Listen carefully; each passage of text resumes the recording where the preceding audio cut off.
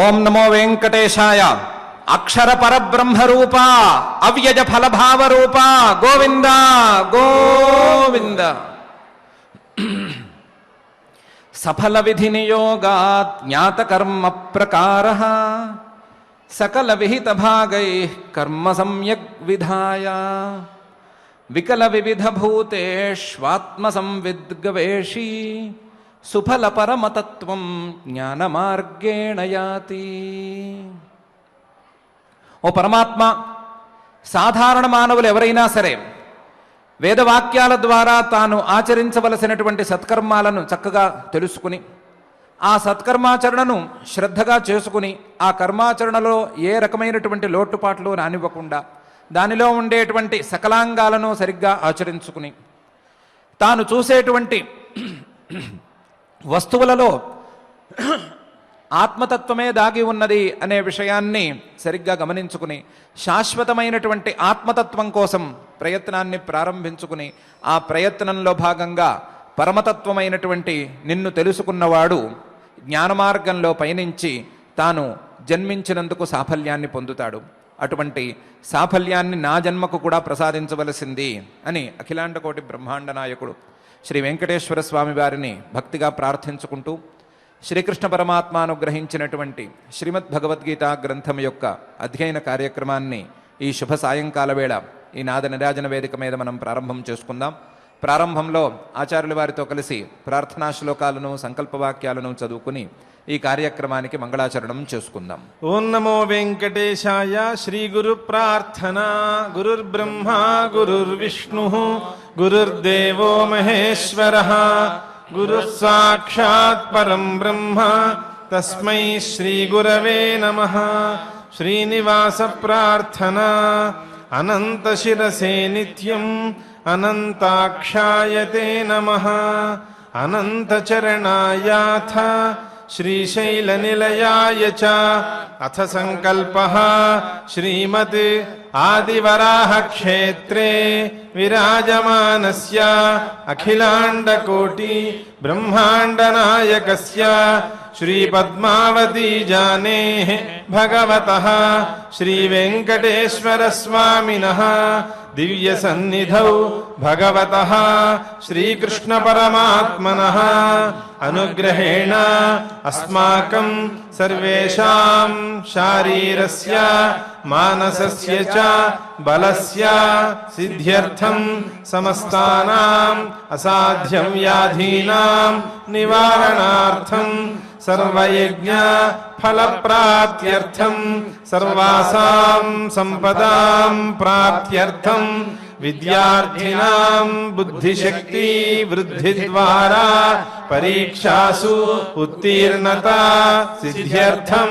అధికారిణాం స్వస్వవిధి నిర్వహణ కౌశల సిద్ధ్యర్థం సమస్త పాపక్షయార్థం శ్రీ పరమేశ్వర ప్రీత్యర్థం యథాశక్తి శ్రీమద్ భగవద్గీతాయాః అష్టమాధ్యాయాంతర్గత శ్లోకపారాయణం కరిష్యామహే. శ్రీగీతా ప్రార్థనా. సర్వోపనిషదో గావో దోగ్ధా గోపాలనందనః పార్థో వత్సః సుధీర్భోక్తా దుగ్ధం గీతామృతం మహత్. శ్రీకృష్ణ ప్రార్థనా. శ్రియాశ్లిష్టో విష్ణు స్థిరచర గురుర్వేద విషయః ధియాం సాక్షీ శుద్ధో హరిః అసురహంతాబ్జనయనః. శ్రీవేదవ్యాస ప్రార్థనా. వాగ్విస్తరాయస్య బృహత్తరంగాః వేలాతటం వస్తుని తత్వబోధః రత్నాని తర్క ప్రసర ప్రకారాః పునాత్వయం వ్యాసపయోనిధిర్నః. శ్రీ గురుభ్యో నమః. నిన్నటి రోజున మనం ప్రారంభంలో ఒక కిడ్నాప్ కథ చెప్పుకున్నాం. ఆ కిడ్నాప్ కథలో ఒక వ్యక్తిని 5 దొంగలు, ఆ దొంగల ముఠానాయకుడు 6వ వాడు కలిసి కిడ్నాప్ చేసి ఒక అడవిలో విడిచిపెట్టేశారు. ఆ అడవిలో చేతులు కళ్ళు కట్టేసి విడిచిపెట్టిన ఆ వ్యక్తిని ఒక వ్యక్తి కళ్ళు తెరిచి చేతులకు కట్లు విప్పి పైకి దారి చెప్పి వదిలిపెట్టాడు. ఆ వ్యక్తి వెళుతూ ఉండగా అతనికి తోడు మరొకడు దొరికాడు. ఆ వ్యక్తి ఈ వ్యక్తి కలిసి ప్రయాణం సాగిస్తూ ఉన్నారు. అందులో ఒక వ్యక్తి ప్రయాణం మధ్యలో ఆగిపోయాడు. ఒక గూడెంలో తన లైఫ్ని సెటిల్ చేసుకున్నాను అనుకున్నాడు. మరొక వ్యక్తి మాత్రం చివరిదాకా ప్రయాణం చేసుకుని తన సొంత గూటికి చేరాడు అనే కథను మనం చెప్పుకున్నాం. ఈ కథలో ఉండేటువంటి నీతి ఏమిటి అంటే, చిన్న నీతి మనం నిన్నటి రోజున అనుకున్నాం. ఏ ప్రయాణమైనా సరే ప్రారంభం చేస్తే చివరి వరకు చేయవలసిందే. మధ్యలో ఉండేటువంటి చిన్న చిన్న ప్రయోజనాల కోసం ప్రయాణాన్ని ఆపుకోకూడదు. ఏ సాధన అయినా సరే చివరి వరకు చేయవలసిందే. మధ్యలో వచ్చేటువంటి చిన్న చిన్న సిద్ధులను వాటిని లెక్క చేయకూడదు అని దాని నీతిని అనుకున్నాము. దాన్ని మించిన నీతిని ఈరోజు ఒకసారి ఆలోచించుకుందాం. ఎవరా వ్యక్తి అని అడిగితే సాధారణ మానవుడు. ఎవరా దొంగలు 5గురు ఇతన్ని కిడ్నాప్ చేసింది? ఎవరా 6వ దొంగల ముఠా నాయకుడు అంటే, ప్రతి మానవుడికి ఉండేటువంటి పంచేంద్రియాలు, పంచ జ్ఞానేంద్రియాలు. ఆ జ్ఞానేంద్రియాలు మానవుడిని కిడ్నాప్ చేసినట్టుగా చేసుకుని తమకు కావలసిన చోటుకు తీసుకువెళ్ళి కళ్ళు కట్టేసినట్లుగా, అంటే మానవుడి యొక్క వివేకం పనిచేయనంతగా అవి బంధించి మానవుడు తన క్రియల ద్వారా తను చేరవలసిన చోటుకు చేరకుండా చేతులు కాళ్ళు కట్టేసి అడవి, అంటే ఈ సంసారం అనేటువంటి ఘోరమైన అడవిలో విడిచిపెట్టేసినాయి. దానికి మనస్సు, దొంగల ముఠా నాయకుడు సహకరించాడు. దొంగల ముఠా నాయకుడు, దొంగలు అందరూ కలిసి ఈ జీవుణ్ణి, సాధారణ మానవుణ్ణి ఈ సంసారం అనేటువంటి అడవిలో పడేసి ఎటూ కాకుండా ఇటు వెళ్ళాలా అటు వెళ్ళాలా అని తెలియని దిక్కుతోచని పరిస్థితిలో విడిచిపెట్టేశారు. విడిచిపెట్టేస్తే ఆ మానవుడు ఏమి చేయాలో తెలియక హా కష్టం అని అనుకుంటూ అరుస్తూ ఉన్నాడు. ఎవరైనా నాకు సహకరించవలసింది, ఎవరైనా నన్ను ఈ సంసార సాగరం నుండి లేదా ఈ కష్టాల నుండి ఉద్ధరించవలసింది అని అరుస్తూ ఉన్నాడు. అరుస్తూ ఉండగా ఒక కరుణామయుడైనటువంటి గురువు వచ్చి దారి చూపించాడు. కళ్ళకు ఉండేటువంటి గంతలను విప్పాడు, అంటే వివేక శక్తిని మేల్కొలిపాడు. వివేక శక్తిని మేల్కొలిపి, నీవు ఇంతవరకు కళ్ళు మూసుకుని ఉన్నావు, మూసుకుని ఉండటం వలన ఇబ్బంది పడుతున్నావు, కళ్ళు తెరిచి ఒకసారి చూడు. కళ్ళు తెరిచి చూడవలసింది వేరేమీ కాదు, దారిని మాత్రమే, నీవు చేరవలసినటువంటి దారిని మాత్రమే అనే విషయం చెప్పాడు. అలాగే చేతికి ఉండేటువంటి కట్లను కూడా విప్పాడు, అంటే సత్కర్మాచరణం చేయమని చక్కగా ప్రోత్సహించాడు. ప్రోత్సహించి సత్కర్మాచరణ ద్వారా నీవు నీ యొక్క స్వస్థానమైనటువంటి నీ ఆత్మస్వరూపాన్ని చేరుకోవలసింది అని ఉపదేశం చేశాడు. తోడు రాను అని స్పష్టంగా చెప్పాడు. నేను తోడు రాను, తోడు ఎవరూ అక్కర్లేదు, నీవు ప్రయాణం చేసుకోవలసిందే. నీ స్థానం చేరటానికి నీవే ప్రయాణం చేయవలసింది, నీవే సాధన చేసుకోవలసింది అని స్పష్టంగా చెప్పాడు. అతను ప్రయాణాన్ని ప్రారంభించాడు. ప్రారంభిస్తూ ఉండగా ప్రయాణం కొంత దూరం వెళ్ళగా అతనికి ఒక తోడు ఎదురైంది. తోడు అంటే సాధన చేసే సహసాధకుడు, లేదా తనలాగానే ఈ మార్గాన్ని అనుసరించి వెళ్ళవలసినటువంటి మరొక మానవుడు. అతను ఆ రెండవ వ్యక్తి, ఇతను మొదటి వ్యక్తి, ఇద్దరూ కలిసి ప్రయాణాన్ని సాగిస్తున్నారు. ప్రయాణాన్ని అడవి నుండి ఎడారికి వారు సాగించారు, ఎడారికి వెళ్ళారు. ఎడారి అంటే కష్టాలు బహుళంగా ఉండేటువంటి సాంసారికమైనటువంటి దశ, కష్టాలు మాత్రమే ఉండి నిరంతరం దుఃఖాలు కలుగుతూ ఉండేటువంటి దశ. ఆ దశలో అక్కడక్కడ గుక్కెడు నీళ్లు మాత్రమే దక్కినాయి అంటే ఏదో సుఖలేశం ఏదో అప్పుడప్పుడు అంది మనిషిని చచ్చిపోకుండా, మరణించకుండా, మరణం వైపుకు దారి తీయకుండా బతకటానికి దోహదం చేస్తోంది. ఆ సుఖలవం కోసం ఆశపడుతున్నటువంటి మనిషి ఎంతటి దాహాన్నైనా సరే భరిస్తూ ఉన్నాడు. ఎడారిలో ప్రయాణాన్ని సాగిస్తున్నాడు. ఎడారి చివర వచ్చినటువంటి గూడెం అంటే మానవుడు సాధిస్తూ ఉండగా ఆ సాధనలకు వచ్చేటువంటి చిన్నపాటి అతి స్వల్పమైనటువంటి సిద్ధులు లాంటి ఫలితం. అటువంటి ఫలితానికి లొంగినటువంటి రెండవ ప్రయాణదారు, రెండవ బాటసారి తన ప్రయాణాన్ని అక్కడే పూర్తి చేసుకున్నాడు, అక్కడే ఉండిపోయాడు. అదే గొప్ప అనుకున్నాడు. వాళ్ళు ఆ గూడెంలో ఎంతకాలం ఉండనిస్తారో, ఆ గూడెంలో వారి నియమాలు ఏంటో, ఎప్పుడు ఈ వ్యక్తిని తన్ని తరిమేస్తారో ఆ వ్యక్తికి ఏమీ తెలియదు. కేవలం అనుకున్నాడు, ఉన్నాడు. వాళ్ళు గూడెం వాళ్ళు నియమం అన్నారు, అతను ఒప్పుకున్నాడు. కానీ నియమాలన్నిటినీ అతనేమీ సరిగ్గా విచారించుకోలేదు. విచారించుకునేందుకు కావలసినటువంటి వివేకాన్ని వాడుకోలేదు. వాడుకోక అతను అక్కడే ఉన్నాడు. ఏమైంది అనే సంగతి కూడా మనకు సరిగ్గా తెలియదు. కానీ రెండవ వ్యక్తి మాత్రం క్రమంగా ఏ రకమైన వ్యామోహానికి గురి కాకుండా, ఏ రకంగానూ చిన్న చిన్న ఫలితాలకు లొంగకుండా తన స్వస్థానమైనటువంటి ఆత్మతత్వాన్ని, పరమాత్మ స్వరూపాన్ని చేరుకున్నాడు. చేరుకుని స్వస్థుడై తను తన కష్టాలన్నిటినీ పోగొట్టుకున్నాడు అని నిన్నటి కథ యొక్క అసలు సిసలు సారాంశం. గూడానికి నాయకుడైన వాడు నాయకుడు అవ్వచ్చు. లేదా ఆ గూడాన్ని ఒక రాజ్యం, చిన్న రాజ్యం అనుకుంటే అతన్ని రాజు అని కూడా అనుకోవచ్చు. కానీ ఇంటికి చేరి, తను చేరవలసిన చోటును చేరి తన స్థానంలో ఉండేవాణ్ణి రాజు అనరు, నాయకుడు అనరు, స్వరాట్ అని అంటారు. స్వరాట్ అంటే తన స్థానంలో తను రాజుగా వెలుగొందేవాడు. రెండవ వ్యక్తి తన స్థానంలో రాజుగా లేడు, ఎవరో వేరే వాళ్ళ చోట రాజుగా ఉన్నాడు. అక్కడ నియమాలేంటో, రాజుగారు చేయవలసిన ఊడిగమేమిటో అతనికి ఏమీ తెలియదు. కానీ రాజును అనుకుంటున్నాడు. కానీ మొదటివాడు తన స్వస్థానానికి వచ్చి నిజమైన స్వరాట్గా మిగిలిపోతున్నాడు.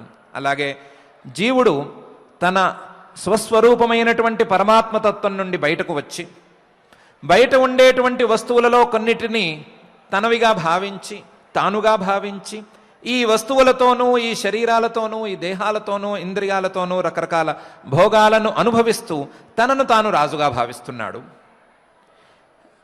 ఇటువంటి జీవుణ్ణి కనీసం ఈ శరీరానికి కూడా రాజు అని మనం ఒప్పుకోలేము.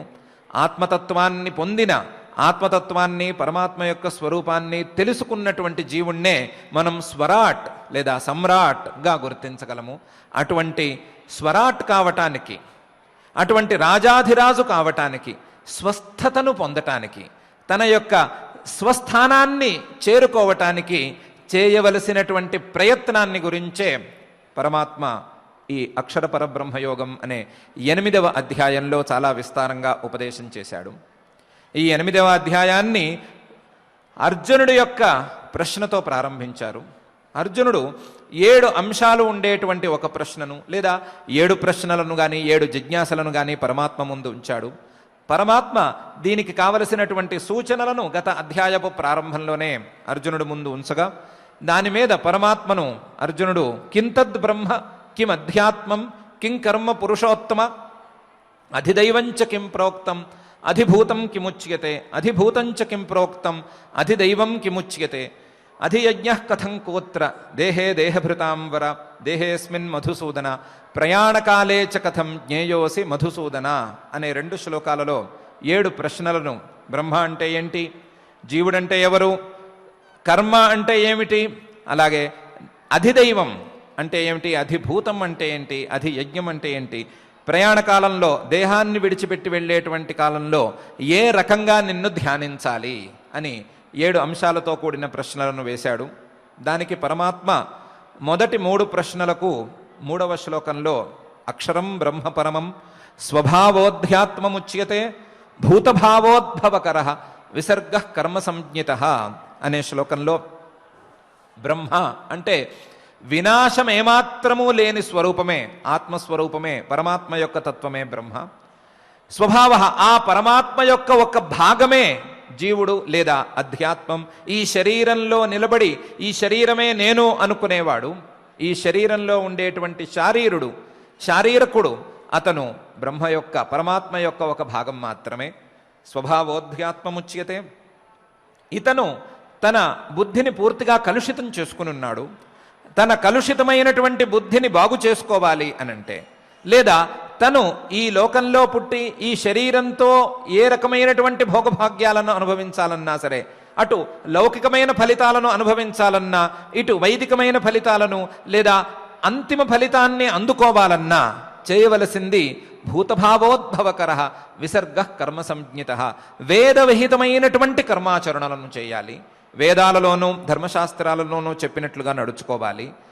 ఈ నడుచుకోవటం అనేది చిన్న విషయం కింద కొట్టిపారేయకూడదు. చాలా చిన్నగా దీన్ని సాధారణ మానవులు తీసుకున్నట్లుగా తీసుకోకూడదు. ఇది భూతభావోద్భవకర అనే విషయాన్ని స్పష్టంగా అర్థం చేసుకోవాలి.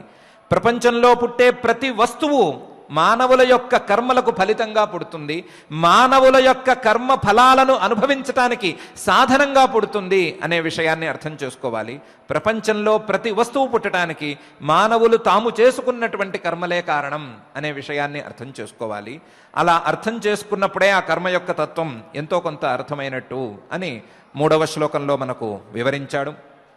4వ శ్లోకంలో 4, 5, 6 ప్రశ్నలకు సమాధానంగా అధిభూతం క్షరోభావ అధి పురుషశ్చాధిదైవతం అధి యజ్ఞోహమేవాత్ర దేహే దేహభృతాం వర అనే శ్లోకంలో అధిభూతం క్షరోభావ, నశించిపోయే ప్రతి వస్తువు కింద లేదా భూతం కింద లెక్క. ఇందులో కనిపించే వస్తువులలో నశించేవి నశించనివి అని 2 రకాలేం లేవు. నశించనిది కేవలం ఆత్మవస్తువు మాత్రమే, పరమాత్మతత్వం మాత్రమే నాశానికి గురి కాదు. ఇతర వస్తువులన్నీ కూడా నాశానికి గురి అయ్యేవే, తప్పకుండా నశించిపోయేవే అని అర్థం చేసుకోవాలి. అలాగే ఈ వస్తువులను, ఈ జీవులను నియంత్రించేటువంటి హిరణ్యగర్భుడు అనేటువంటి ప్రథమ పురుషుడు, ప్రథమ శరీరి, పురుషశ్చాధిదైవతం, దేవతలలో కల్లా శ్రేష్టమైనటువంటి వాడు. అతని సృష్టికి తగ్గట్టుగానే దేవతలు, మనుషులు అందరూ కూడా వ్యవహరిస్తూ ఉంటారు అని అర్థం చేసుకోవచ్చు.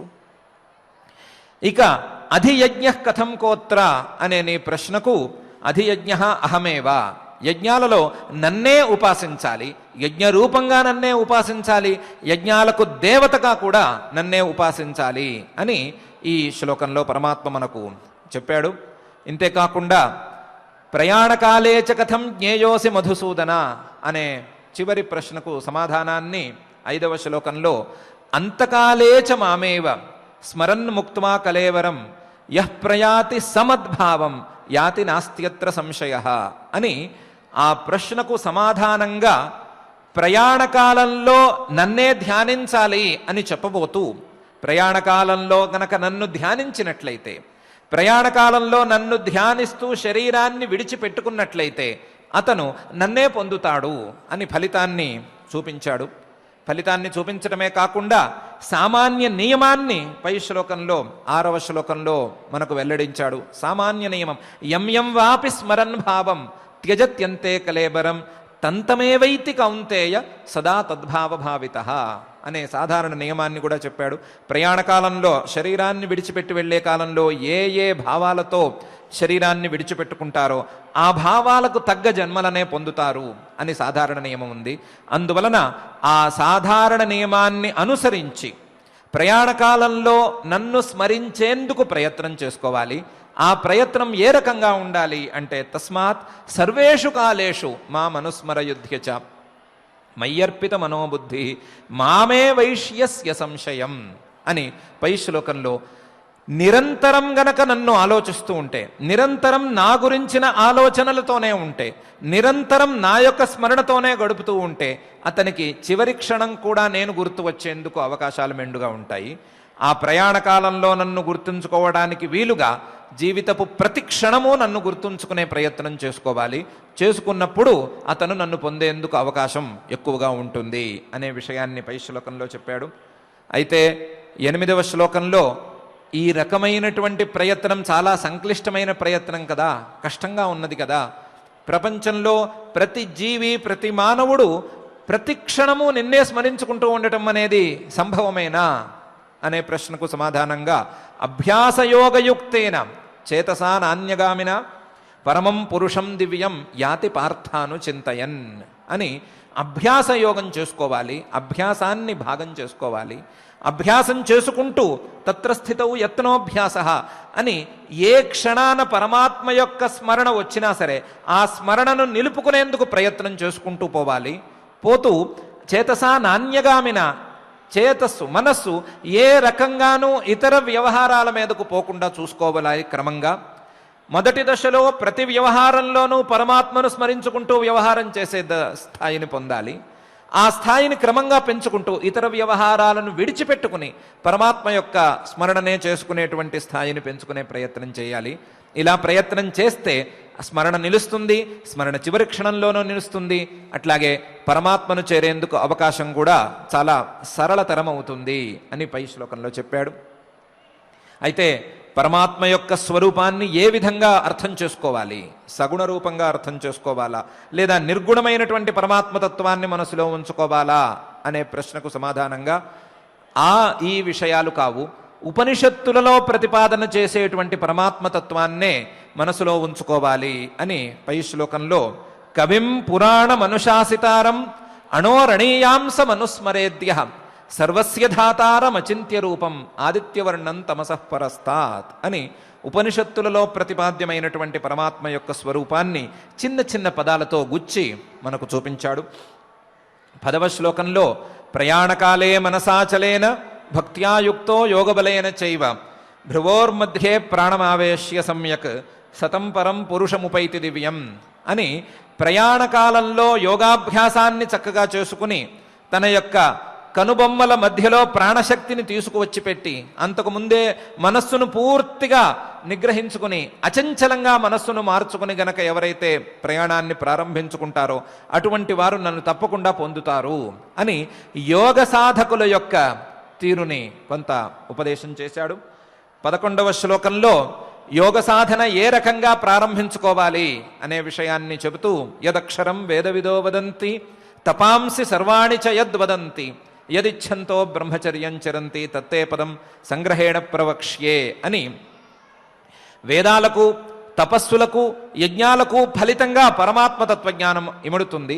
అటువంటి పరమాత్మ తత్వజ్ఞానాన్ని సంగ్రహంగా చెప్పబోతున్నాను అని సంగ్రహంగా సర్వద్వారాణి సంయమ్య మనోహృది నిరుధ్య చ మూర్ధ్న్యాధాయ ఆత్మనః ప్రాణం ఆస్థితో యోగధారణాం ఓమిత్యేకాక్షరం బ్రహ్మ వ్యాహరన్ మామనుస్మరన్ యః ప్రయాతి త్యజన్ దేహం సయాతి పరమాంగతిం అనే 2 శ్లోకాలలో యోగాభ్యాసకులు చేయవలసినటువంటి ఉత్తమమైన విధానాన్ని ప్రణవోపాసనను చాలా సంగ్రహంగా వివరించాడు.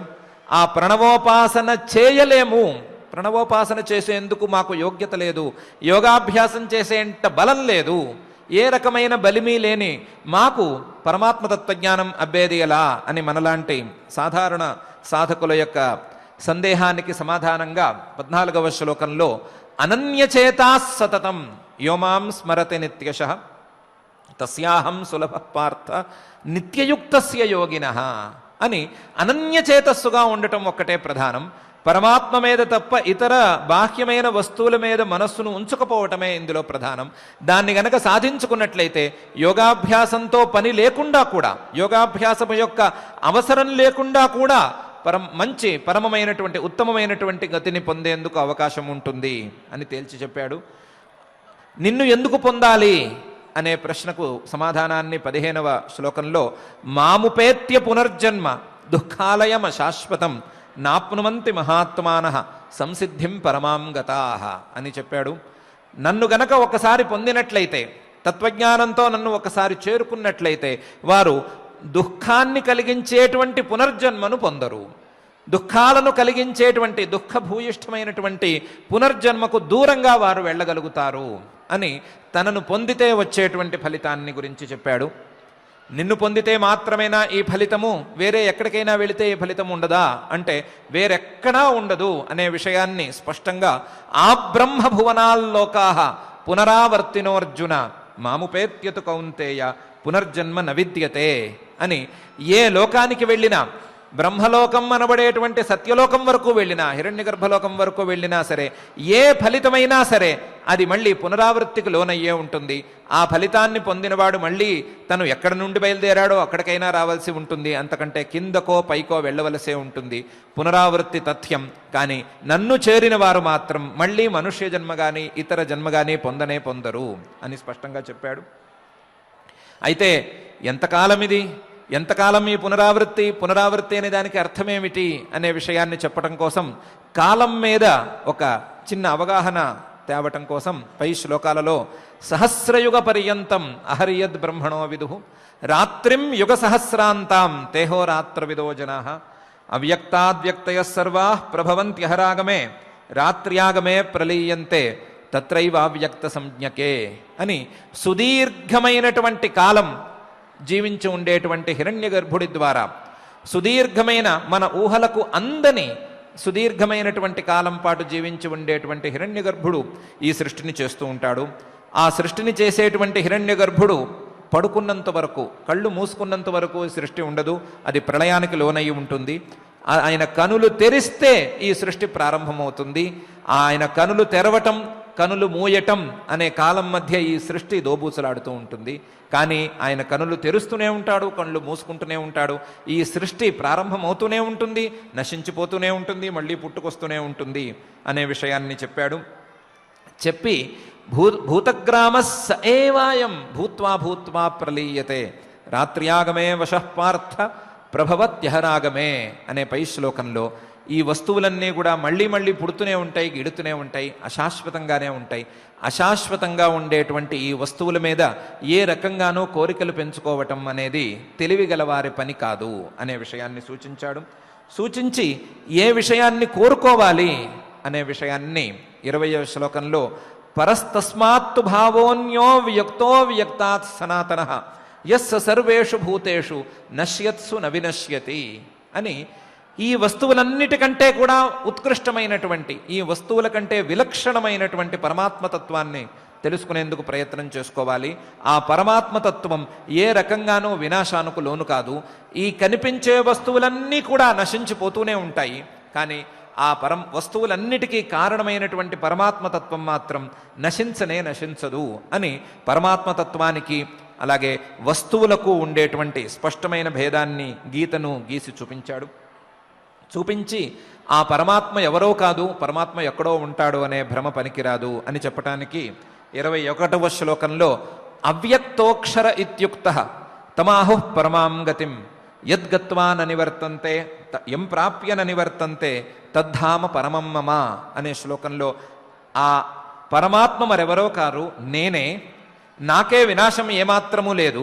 వినాశం లేని నన్ను ఎవరైతే పొందగలుగుతారో, నా యొక్క భాగంగా బయటకు వెళ్ళి మళ్ళీ వినాశం లేని నన్ను ఎవరైతే పొందగలుగుతారో వారు మళ్ళీ తిరిగి వెళ్ళరు, వారు సర్వోత్కృష్టమైనటువంటి ఫలితాన్ని పొందగలుగుతారు అనే విషయం చెప్పాడు. అయితే ఈ పరమాత్మను పొందటానికి కావలసినటువంటి సాధనం మరొక్కసారి చెప్పమని మనం అడగగా, పురుషస్స పరఃపార్థ భక్త్యా లభ్యస్త్వనన్యయా యస్యాంతస్థాని భూతాని ఏన సర్వమిదం తతం అని అచంచలమైనటువంటి అనన్యమైన భక్తికి మాత్రమే ఈ పరమ పురుషుడు పరమాత్మ దొరుకుతాడు. ఆ అచంచలమైనటువంటి భక్తిని సంపాదించుకోవటానికి ప్రయత్నం చేయాలి అనే విషయం చెప్పాడు. దానితో పాటుగా ఎందుకు అచంచలమైనటువంటి భక్తి పరమాత్మ మీద కలగటం లేదు, ఎందుకు అటువంటి భక్తి అందరూ పొందలేకుండా ఉన్నారు, ఆ భక్తిని ఎందుకు పొందలేకుండా ఉన్నారు అని ప్రశ్న వేసుకుని, అసలు దారులు ఏవో తెలియక, ఏ దారిలో వెళితే ఏ ఫలితమో సరిగ్గా తెలియక జనాలు ఇబ్బంది పడుతున్నారు. ఏ దారిలో వెళితే పరమాత్మను శాశ్వతమైనటువంటి ఫలితాన్ని అందుకోగలమో ఆ దారి గురించిన వివరణ ఇచ్చినట్లయితే దారిని తేల్చుకోగలుగుతారు, ఆ దారిలో భక్తిగా ప్రయాణాన్ని చేయగలుగుతారు అని శుక్లకృష్ణ మార్గాలు అనేటువంటివి లేదా దక్షిణోత్తర మార్గాలు అనేటువంటి 2 మార్గాలను చూపించటం కోసం ఎత్ర కాలే త్వనావృత్తిం ఆవృత్తిం చైవ యోగినః ప్రయాతా యాంతి తంకాలం వక్ష్యామి భరతర్షభ అని 23వ శ్లోకంలో ప్రతిజ్ఞ చేసి 2 దారులున్నాయి. ఆ దారులలో ఒక దారిలో వెళితే తిరిగి రావటం తథ్యం, మరొక దారిలో వెళితే తిరిగి రాకుండా ఉండేందుకు అవకాశం ఉంటుంది. అటువంటి 2 దారులను చూపిస్తాను అని చెప్పి ఆ 2 దారులను క్రమంగా 24, 25 శ్లోకాలలో అగ్నిర్జ్యోతిరహశుక్ల షణ్మాసా ఉత్తరాయణం తత్ర ప్రయాతా గచ్చంతి బ్రహ్మవిదో జనాః అని, ధూమో రాత్రిస్తథా కృష్ణ షణ్మాసా దక్షిణాయనం తత్ర చాంద్రమసం జ్యోతి యోగి ప్రాప్య నివర్తతే అని దక్షిణోత్తర మార్గాల గురించిన వివరణను ఇచ్చాడు. వివరణను ఇచ్చి శుక్లకృష్ణే గతీహ్యేతే జగత శాశ్వతే మతే ఏకయాయాత్యనావృత్తిం అన్యయా ఆవర్తతే పునః అనే 26వ శ్లోకంలో 2 మార్గాలివి. 2 మార్గాలను ముందుంచాను. ఒక మార్గం ద్వారా వెళ్ళిన వాళ్ళు మళ్ళీ కర్మఫలాలను అనుభవించి తిరిగి రావలసిందే, మరొక మార్గం ద్వారా వెళ్ళిన వాళ్ళు వేదాంత విచారణను చేసుకుని పరమపదమైనటువంటి మోక్షాన్ని పొందేందుకు అవకాశం ఉంటుంది. ఈ రెండు దారులలో ఏ దారిని అనుసరించాలి అని మీరే నిర్ణయించుకోవలసింది అని చెప్పాడు. మేము నిర్ణయించేంత సామర్థ్యం కలిగి ఉన్నామా అనే ప్రశ్నకు సమాధానంగా ఆ సామర్థ్యం కలిగి ఉండాల్సిందే, మానవుడి యొక్క మేధ ఇందుకు పనికి రావలసిందే అనే దానికి సూచనగా నైతే శృతి పార్థజానన్ యోగీ కశ్చన ముహ్యతి తస్మాత్ సర్వేషు కాలేషు యోగయుక్తో భవార్జున అని నీ యొక్క ఆలోచనలను నీ నియంత్రణలో లేకపోవటం వలన సరి అయిన నిర్ణయాన్ని నువ్వు తీసుకోలేకపోతున్నావు. నీ ఆలోచనలను గనక నీ మనస్సును నిరోధించుకుని నువ్వు నియంత్రించుకున్నట్లయితే సరి అయిన నిర్ణయం తీసుకోగలవు. ఆ నిర్ణయం తీసుకునేందుకు వీలుగా యోగాభ్యాసం చేయవలసింది అని సూచించాడు. సూచించి 28వ శ్లోకమైనటువంటి చివరి శ్లోకంలో వేదేషు యజ్ఞేషు తపస్సు చైవ దానేషు యత్పుణ్యఫలం ప్రదిష్టం అత్యేతి తత్సర్వమిదం విదిత్వా యోగి పరం స్థానముపైతి చాద్యం అనే శ్లోకంలో సకల కర్మలకు సకల ఉపాసనలకు అన్నిటికీ ఫలితాలన్నీ ఒక ఎత్తులో పెడితే అంతకు పై ఎత్తు కంటే పై ఎత్తు ఫలితం పరమాత్మ జ్ఞానం ద్వారా పొందవచ్చు. ఆ పరమాత్మ జ్ఞానాన్ని పొంది ఆ ఫలితాన్ని పొందేందుకు అందరూ కూడా ప్రయత్నం చేసి తీరవలసిందే. ఉత్తమమైనటువంటి ప్రయత్నం చేసుకుని ఉత్తమమైనటువంటి ఫలితాన్ని పొందవలసిందే అని ఈ అధ్యాయాన్ని పూర్తి చేశాడు. ఈ అధ్యాయంలో ప్రధానంగా అక్షర పరబ్రహ్మ అనేటువంటి పరమాత్మను వినాశం లేని స్వరూపంగా మనకు చూపించాడు. చూపించి నిరంతరం పరమాత్మ స్మరణ చేసుకునేందుకు మనల్ని ప్రోత్సహించాడు. నిరంతరం పరమాత్మ స్మరణ చేసుకోమని ప్రోత్సహించాడు. ఆ ప్రోత్సాహంతో పాటు అనన్య చేతస్సుగా పరమాత్మ మీద తప్ప ఇతర వ్యవహారాల మీద దృష్టి లేనంతగా సాధనను పెంచుకోమని సూచన చేశాడు. ఆ సూచనను మీరు యోగాభ్యాసం ద్వారా చేసినా సరే, లేదా యుక్తాయుక్త వివేకం ద్వారా సాధించుకున్నా సరే, ఏ మార్గంలో సాధించుకున్నా సరే, అనన్య చేతస్సుని సాధించుకోగలిగితే మీ జీవితం సార్థకమవుతుంది. మీ చివరి క్షణం చాలా బాగుంటుంది. చివరి క్షణంతో పాటు పై జన్మలో మొదటి క్షణం కూడా బాగుంటుంది అనే విషయాన్ని స్పష్టంగా మనకు వివరించి చెప్పాడు. ఈ అక్షర పరబ్రహ్మయోగం అనేటువంటి అధ్యాయంలో పరమాత్మ తత్వజ్ఞానానికి కావలసినటువంటి సూచనలను చక్కగా చేశాడు. ఈ అక్షర పరబ్రహ్మయోగం యొక్క మహాత్మ్యాన్ని పద్మపురాణంలో ఒక కథలో చాలా విస్తారంగా చెప్పారు. ఆ కథలో భావుడు అనేటువంటి ఒక వ్యక్తి జన్మించాడు. జన్మించి కొంతకాలం పాటు ఏదో చిన్న చిన్న పుణ్యకార్యాలను అయితే చేసుకున్నాడు, విద్యాభ్యాసం లాంటి పుణ్యకార్యాలను చేసుకున్నాడు. ఆ తరువాత మాత్రం అతను చేయరాని అక్రమాలు లేవు అన్నంత స్థాయిలో అక్రమాలు చేసుకుంటూ వెళ్ళాడు. ఇలా అతని జీవితం వెళుతూ ఉండగా ఒకరోజు అతనికి చివరి కాలం సమీపించింది. చివరి కాలం సమీపించగా అతను ఏ రకంగానూ సద్భావనను చేసుకోలేక, చివరి క్షణంలో పరమాత్మను కానీ ఒక నామస్మరణను కానీ దేన్ని చేసుకోలేక అతను చాలా కష్టమైనటువంటి స్థితిలో మరణించాడు. మరణించగా అతనిని యమభట్టులు పైకి తీసుకువెళ్ళారు. తీసుకువెళ్ళి యమలోకంలో ఉండేటువంటి అన్ని విభాగాల్లోనూ అతను చేసినటువంటి పాపాలకు శిక్షలు వేశారు. వేసి కూడా చివరికి నీ పాపానికి శిక్షలు వేసేటువంటి శక్తి ఇంకా ఈ నరకానికి లేదు, నువ్వు ఇంక భూలోకానికి వెళ్ళవలసిందే అని భూలోకానికి పంపించేశారు. భూలోకానికి వచ్చిన ఆ భావుడు ఒక తాటి చెట్టులాగా పుట్టాడు. తాటి చెట్టు అంటే వృక్షాలకు కూడా ప్రాణం ఉంటుందని, వృక్షాలలో కూడా రకరకాల కష్టసుఖాలు ఉంటాయి అనే విషయాన్ని మనం కూడా తెలుసుకున్నాం. అది వైజ్ఞానికంగా కూడా నిరూపితమైనటువంటి విషయం. ఆ వృక్ష శరీరంతో పుట్టినటువంటి భావుడు తాటి చెట్టుగా చుట్టుపక్కల ఏ చెట్టు లేకపోగా ఎక్కువ నీరు లేని ప్రదేశంలో చాలా కష్టం అనుభవిస్తూ అతను బతుకుతున్నాడు. ఒకరోజు ఈ భావుడు అనేటువంటి తాటి చెట్టు దగ్గరికి ఒక పిశాచ దంపతులు వచ్చారు. ఆ పిశాచ దంపతులలో ఒకడి పేరు కుశబలుడు, రెండవ స్త్రీ పేరు కుమతి. కుశబలుడు కుమతి అనేటువంటి పిశాచ దంపతులు అక్కడికి వచ్చారు. వారు ఆ తాటి చెట్టు కింద కూర్చుని మాట్లాడుకుంటున్నారు. మాట్లాడుకుంటూ, అరే మనం ఎన్ని రోజులు ఇలా పిశాచ రూపంలో తిరిగినా సరే మనకు ఏమాత్రం కష్టం తీరటం లేదు. ఎందుకు ఈ పిశాచ జన్మ వచ్చింది అనే విషయం మన ఇద్దరికీ అవగాహన ఉంది. మన ఇద్దరం చక్కగా చదువుకున్న వాళ్ళము. మనం పిశాచ జన్మను లేదా పిశాచ శరీరాన్ని పొందటానికి ముందు మానవ శరీరాన్ని పొంది ఉన్నాము. ఆ మానవ శరీరంలో మంచి వంశంలో జన్మించి విద్యాభ్యాసాదులన్నీ చక్కగా చేసుకుని ఏ రకంగానూ తప్పులు లేకుండా బాల్యాన్ని గడిపాము. అయితే వివాహం అయిన తరువాత పరస్పరం ప్రోత్సహించుకున్నాము. ఏమని ప్రోత్సహించుకున్నాము? ధనం సంపాదిద్దాము అని ప్రోత్సహించుకున్నాము. ఆ ప్రోత్సాహంలో భాగంగా పట్టరాని దానాలన్నిటినీ పట్టాము. వేరే అకృత్యాలు ఏం ప్రత్యేకించి చేయలేదు. కానీ ఎక్కడ ఎవరు ఏ వస్తువు ఇస్తామన్నా సరే తీసేసుకోవడం ప్రారంభించాము. ఆ తీసుకునేటప్పుడు వారి పాపాన్ని కూడా కలిపి తీసుకుంటున్నాము అనే విషయాన్ని గమనించుకోలేకపోయాము. తెలిసినా గమనించుకోలేకపోయాము. దానికి ఫలితంగా మరణించిన తరువాత మనల్ని కనీసం యమభటులు పైకి తీసుకువెళ్ళలేదు. వాళ్ళు అక్కడే చెప్పేశారు, మీకు యమలోకపు ద్వారాలు తెరిచి లేవు, మీకు కావలసిన సెక్షన్లేవి, మీకు కావలసినటువంటి విభాగాలేవి యమలోకంలో లేవు, మీరు పిశాచ శరీరాలతో అల్లల్లాడుతూ తిరగవలసిందే. ఈ పిశాచ శరీరాలతో ఏ రకంగానూ భోగం లేక శరీరాన్ని మనుష్య శరీరాన్ని దహనం చేసే సమయంలో ఒళ్ళంతా కాలిపోతూ ఉంటే ఎంత మంట కలుగుతుందో అటువంటి మంటను పిశాచ శరీరంలో అనుభవిస్తూ తిరగవలసిందే. ఆ మంటను పోగొట్టుకోవటానికి అప్పుడప్పుడు ఏదో ఒక శరీరాన్ని ఆవహించి కొంచెం ఏదో చల్లబరుచుకునేందుకు ప్రయత్నం చేసుకోవలసిందే. ఆ ప్రయత్నంలో భాగంగా ఆ జీవిని హింసించిన పాపాన్ని మళ్ళీ మూట కట్టుకోవలసిందే. ఆ పాపాన్ని మూట కట్టుకుంటూ ఈ మంటలను చల్లార్చుకోవాలా లేదా పాపాలను తెల్లార్చుకోవాలా అని తెలియక మీరు ఇబ్బంది పడవలసిందే అని యమభటులు చెప్పేశారు. దాంతో ఎన్నేళ్లుగా తిరుగుతున్నామో తెలియకుండా ఈ పిశాచ శరీరాలతోనే తిరుగుతున్నాము, మనకి ఎప్పటికీ నిష్కృతి వస్తుంది అని వాళ్ళిద్దరూ విచారణ ప్రారంభించుకున్నారు.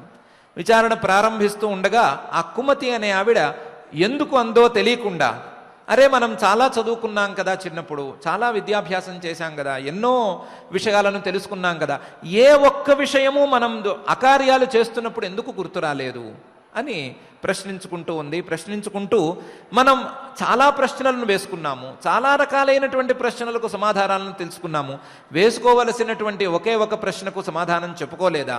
ఎన్నో ప్రశ్నలు ఉన్నాయి కదా, అందులో కింతద్ బ్రహ్మ కిమధ్యాత్మం కింకర్మ పురుషోత్తమ అని ప్రశ్నలు ఉన్నాయి కదా, వాటికి సమాధానాలు మనం తెలుసుకోలేదేమి అని ప్రారంభించింది. ఎందుకో దంపతులు ఇద్దరికీ ఆ కింతద్ బ్రహ్మ కిమధ్యాత్మం కింకర్మ పురుషోత్తమ అనే వాక్యం ఇద్దరికీ నచ్చి ఒకరి తర్వాత ఒకరు ఈ వాక్యాన్నే తిప్పి అంటూ ఉండటం మొదలుపెట్టారు. వీళ్ళిద్దరూ ఇలా అనుకుంటూ ఉండగా వీళ్ళిద్దరినీ చూస్తున్నటువంటి ఈ భావుడికి కూడా చిన్నప్పుడు తను చదువుకున్నటువంటి అష్టమాధ్యాయ ప్రథమ శ్లోకం గుర్తొచ్చింది. అతను కూడా అవును కింతద్ బ్రహ్మ కిమధ్యాత్మం కింకర్మ పురుషోత్తమ అని అతను కూడా పారాయణం చేయడం ప్రారంభించాడు.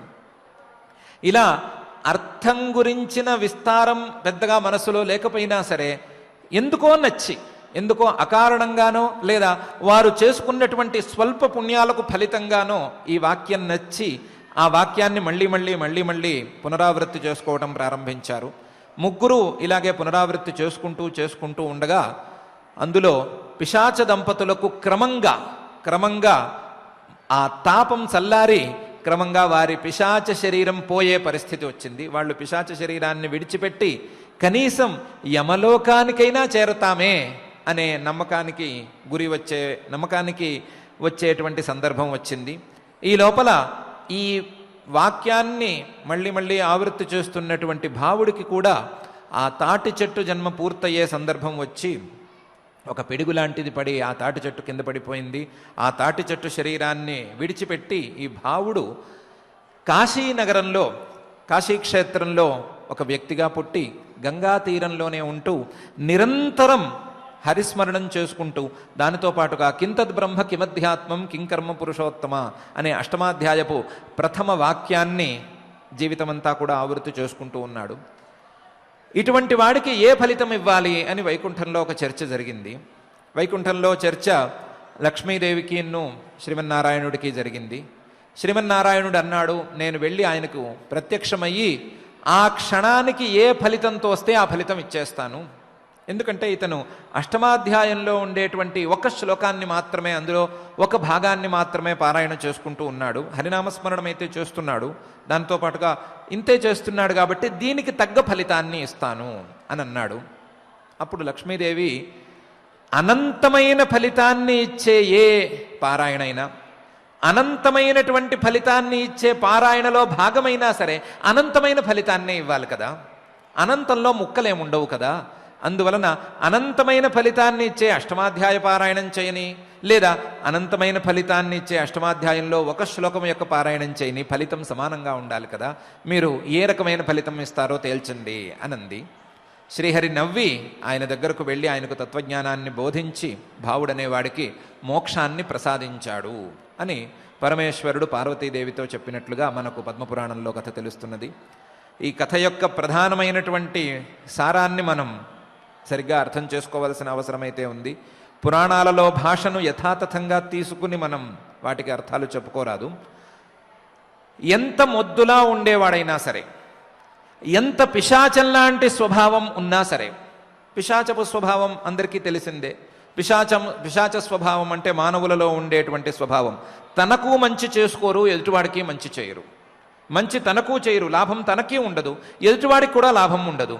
అటువంటి స్వభావం ఉన్నవాళ్ళైనా సరే, స్వార్థపరుల కంటే కూడా చాలా పైమెట్టులో ఉండేటువంటి వారైనా సరే, ఏమీ తెలియని మొద్దులాంటి వాళ్ళైనా సరే, వేసుకోవలసినటువంటి నిజమైన ప్రశ్న వేసుకున్నట్లయితే కిం తద్ బ్రహ్మ, బ్రహ్మ అంటే ఏమిటి, కిమధ్యాత్మం, నేనంటే ఎవరు, హూ యామ్ ఐ అనేటువంటి ప్రశ్నను గనక వేసుకోగలిగితే, నేనెవరిని అనే ప్రశ్నను వేసుకోగలిగితే, పరమాత్మ అంటే ఎవరు అనే ప్రశ్నను వేసుకోగలిగితే, ఆ ప్రశ్నకు సమాధానం తెలుసుకోవాలి అని అనుకోగలిగితే వారు తప్పకుండా తరిస్తారు అని ఈ అధ్యాయపు అసలు సిసలు సారం. ఆ ప్రశ్నలకు సమాధానాన్ని పరమాత్మ ఈ అధ్యాయంలో ప్రత్యేకించి చెప్పాడు. కాబట్టి ఈ అధ్యాయాన్ని పారాయణం చేసుకున్నా సరే, అర్థయుక్తంగా పారాయణం చేసుకున్నా సరే, పరమాత్మ చెప్పినటువంటి విధానాలను అవలంబించినా సరే, పరమాత్మ చెప్పినటువంటి సారమైనటువంటి అనన్యచేతా సతతం అనే విషయాన్ని మనసులో ఉంచుకున్నా సరే, ప్రయాణకాలేచ అనే విషయాన్ని మనసులో ఉంచుకున్నా సరే, ఏ రకంగా ఈ అష్టమాధ్యాయాన్ని వినియోగించుకున్నా సరే మానవుడు సద్గతికి తప్పకుండా పాత్రుడవుతాడు అని మనకు ఈ మహాత్మ్య కథ తెలియజేస్తున్నది. ఇటువంటి సద్గతిని కలిగించేటువంటి అష్టమాధ్యాయాన్ని మనం ఇన్ని రోజులుగా చక్కగా పారాయణం చేసుకుంటూ దానితో పాటుగా అర్థాన్ని కూడా తెలుసుకునేందుకు ప్రయత్నం చేసుకున్నాం. మనం చేసుకున్నటువంటి ఈ ప్రయత్నాన్ని పరమాత్మ తప్పకుండా సఫలం చేస్తాడు అని మనం తప్పకుండా భావించవచ్చు. మరొకసారి పరమాత్మను మా ప్రయత్నాన్ని సఫలం చేయమని మనం భక్తిగా ప్రార్థించుకుంటూ ఈరోజు పారాయణ కార్యక్రమాన్ని ప్రారంభించుకుందాం. ఈరోజు పారాయణను మనం ఆచార్యుల వారితో కలిసి మనం కూడా పారాయణం చేస్తూ నడిపించుకుందాం.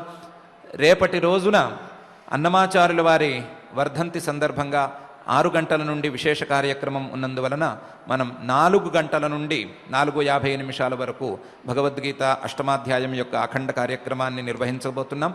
ఆ విషయాన్ని దృష్టిలో ఉంచుకుని రేపటి అఖండ పారాయణకు వీలుగా మనం ఈరోజు ఆచార్యుల వారితో కలిసి శ్లోకాల పారాయణను ప్రారంభించుకుందాం. అథ శ్రీమద్భగవద్గీతాసు ఉపనిషత్సు బ్రహ్మ విద్యాయాం యోగశాస్త్రే శ్రీకృష్ణార్జున సంవాదే అక్షర పరబ్రహ్మయోగో నామ అష్టమోऽధ్యాయః. అర్జున ఉవాచ కిం తద్బ్రహ్మ కిమధ్యాత్మం కిం కర్మ పురుషోత్తమ కవిం పురాణమనుశాసితారం అణోరణీయాం సమనుస్మరేద్యః. సర్వస్య ధాతారమచింత్య రూపం ఆదిత్యవర్ణం తమసః పరస్తాత్. ప్రయాణకాలే మనసాచలేన భక్త్యా యుక్తో యోగబలేన చైవ. భ్రువోర్मध्ये ప్రాణమావేశ్య సమ్యక్ సతం పరం పురుషముపైతి దివ్యం. యదక్షరం వేదవిదో వదంతి विशन्ति यद्यतयो वीतरागाः यदिच्छन्तो ब्रह्मचर्यं चरन्ति तत्ते पदं संग्रहेण प्रवक्ष्ये सर्वद्वाराणि संयम्य मनोहृदि निरुध्य च मूर्ध्न्याधायात्मनः प्राणम् आस्थितो योगधारणाम् ओमित्येकाक्षरम्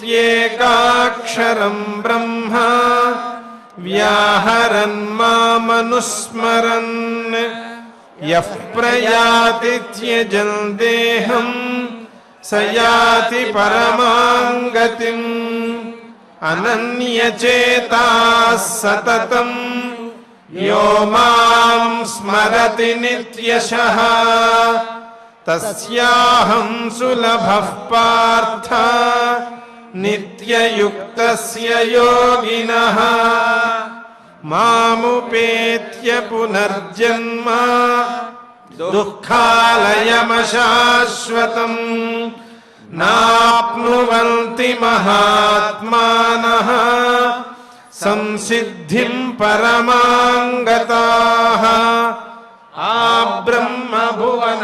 आब्रह्मभुवनाल्लोकाः पुनरावर्तिनोऽर्जुन मामुपेत्य तु कौन्तेय पुनर्जन्म न विद्यते सहस्रयुगपर्यन्तम् अहर्यद्ब्रह्मणो विदुः रात्रिं युगसहस्रान्ताम् तेहोरात्रविदो जनाः अव्यक्ताद्व्यक्तयः सर्वाः प्रभवन्त्यहरागमे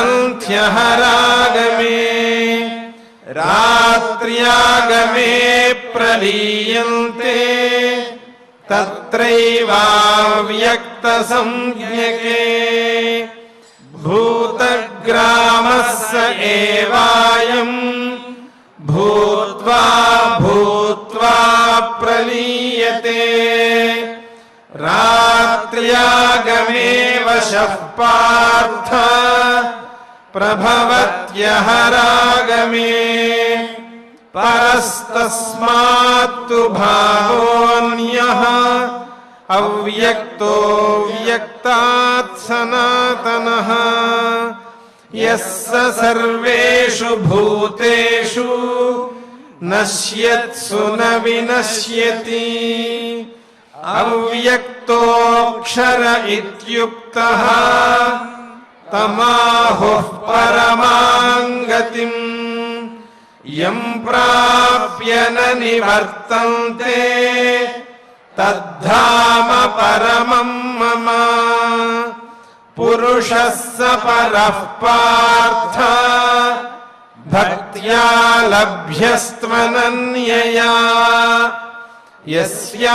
यस्यान्तस्थानि भूतानि येन सर्वमिदं ततम् यत्र काले त्वनावृत्तिम् आवृत्तिं चैव योगिनः प्रयाता यान्ति तं कालम् वक्ष्यामि भरतर्षभा अग्निर्ज्योतिरः शुक्लः षण्मासा उत्तरायणम् तत्र प्रयाता गच्छन्ति ब्रह्म ब्रह्मविदो जनाः धूमो रात्रिस्तथा कृष्णः षण्मासा दक्षिणायनम् तत्र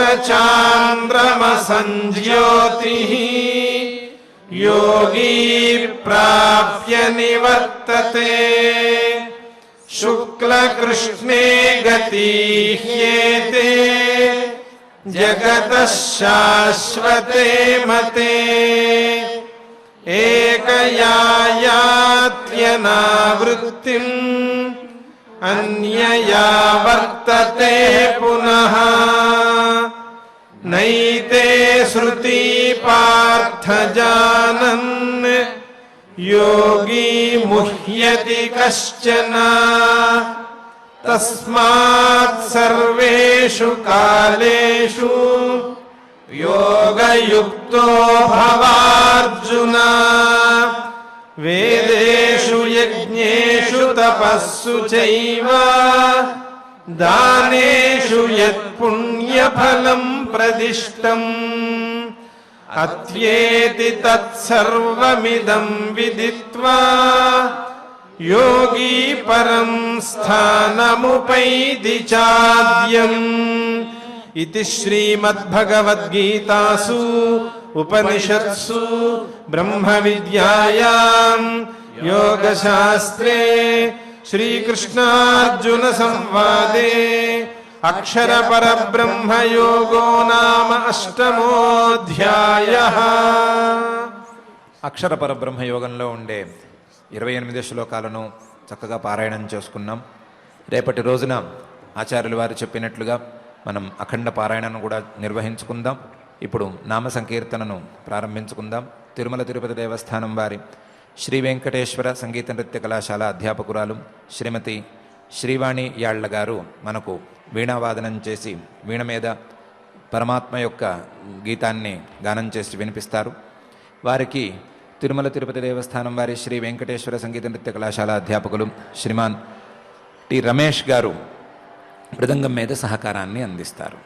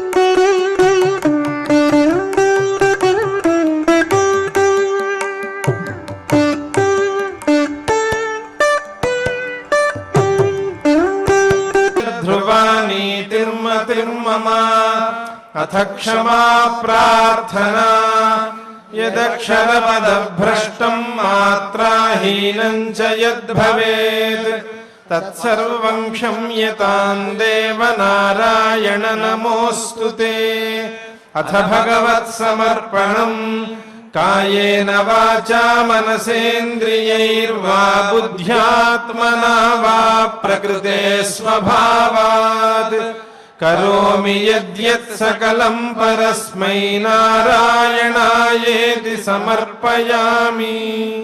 अथ लोकक्षेम प्रार्थना सर्वे भवन्तु सुखिनः सर्वे सन्तु निरामयाः सर्वे भद्राणि पश्यन्तु मा कश्चित् दुःखभाग् भवेत्।